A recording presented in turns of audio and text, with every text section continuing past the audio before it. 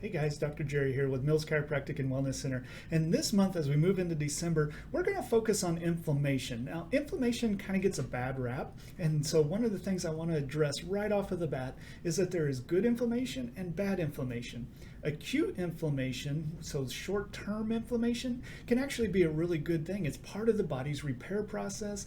It's how the body revs up to fight off toxins or an injury and helps you recover. However, in our society, because of a lot of factors that we'll talk a little bit more about this month, but for a variety of reasons, we tend to move from acute inflammation a lot of times into chronic inflammation.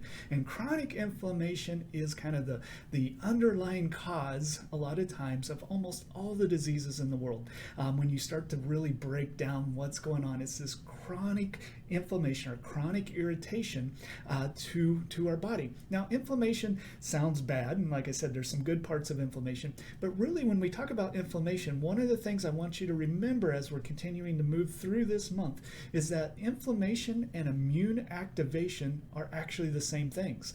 So we do want immune activation at times, right? To help fight off these pesky fall colds and winter stuff that's going on.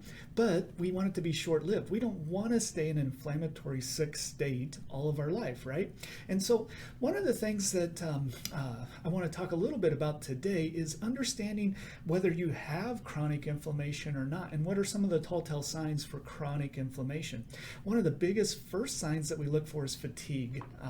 Fatigue is a sign that the body has been working really hard and it's not able to quite catch all the way back up, right?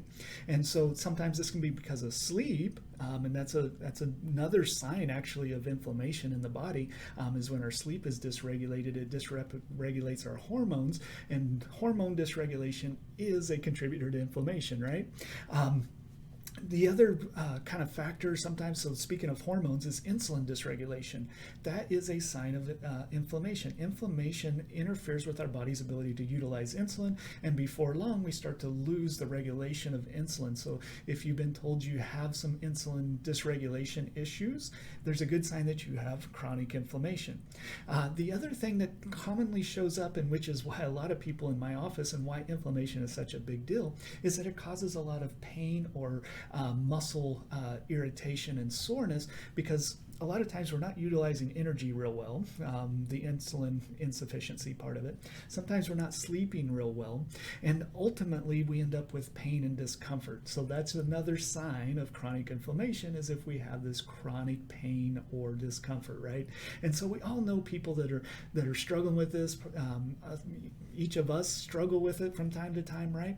And so as we dive in this month, we're going to talk a lot about what we need to do to address it as we kind of move forward. But today I just wanted to talk a little bit about differentiating acute inflammation from chronic inflammation, acute being good, chronic not so good, and then maybe some of the telltale signs, like I said, muscle pain, fatigue, weakness. These are all signs that our body is struggling with inflammation. So if you recognize those signs and you're like, oh, yep, I have all those, there's a good chance, like I said, that you have this chronic inflammation. And we'd love to talk to you. A part of my practice is chiropractic, and a lot of times chiropractic can help with some of these chronic inflammation issues because we're loading joints wrong, we're creating this constant irritation, or sometimes we need to get into the functional medicine side of our clinic, where we get into diet and lifestyle and things. And so anyway, as we dive deeper, we'll get a lot more into the weeds as we go, but I hope you got something from today's little video. Until next time, stay healthy and stay well.